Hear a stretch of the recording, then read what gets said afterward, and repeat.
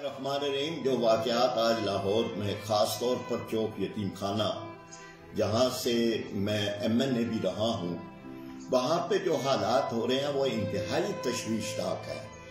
دور غلامی میں جلیانوالہ باغ میں جس طرح سے ڈائریکٹ لوگوں پر گولیاں چلائی گئی تھی بالکل اسی طرح سے آج پولیس رینجرز کی طرف سے گولیاں اندھا دھند چلائی گئی ہیں۔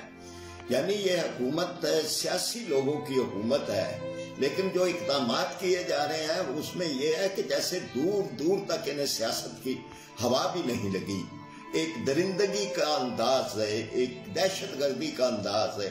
کوئی جمہوری حکومت یہ تو نہیں کر سکتی۔ 3 افراد کے وہاں شہید ہونے کی بھی اطلاع ہے۔ اسی طرح مظاہرین کی طرف سے عمر بلوچ جو وہاں کے اسی علاقے کے ڈی ایس پی ہیں ان کا اغوا، وہ بھی ایک غلط اقدام ہے جس کی بھی ہم مذمت کرتے ہیں، لیکن بحیثیت مجموعی یہ پوری حکومت بے تدبیری کا شکار ہے۔ شیخ رشید جو وزیر داخلہ ہیں وہ ساری ان تحریکوں سے گزرے ہیں۔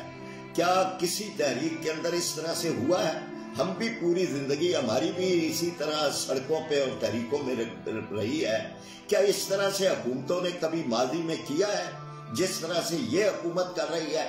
اور اس حکومت کو یعنی یوں لگتا ہے کہ جس طرح سے حالات کو کسی خاص طرف دھکیلا جا رہا ہے، جو چیزیں مذاکرات سے ہو رہی ہیں ان کو گولیوں سے کیا جا رہا ہے۔ جن چیزوں میں آپ ایک جذبات کا، ایمانیات کا، عشق کا معاملہ ہے، ان کو آپ سمجھتے ہیں کہ آپ اس طرح آنسو گیس اور گولیوں کے ذریعے سے اور لاشوں اور زخمیوں کے ذریعے سے ختم کرنے کے کہیں کوئی ہوش کے ناخل لیں، عقل کے ناخل لیں، کوئی سوچیں آپ کیا کر رہے ہیں، کس طرف لے جا رہے ہیں اور اس سارے کا نتیجہ کیا نکلے گا۔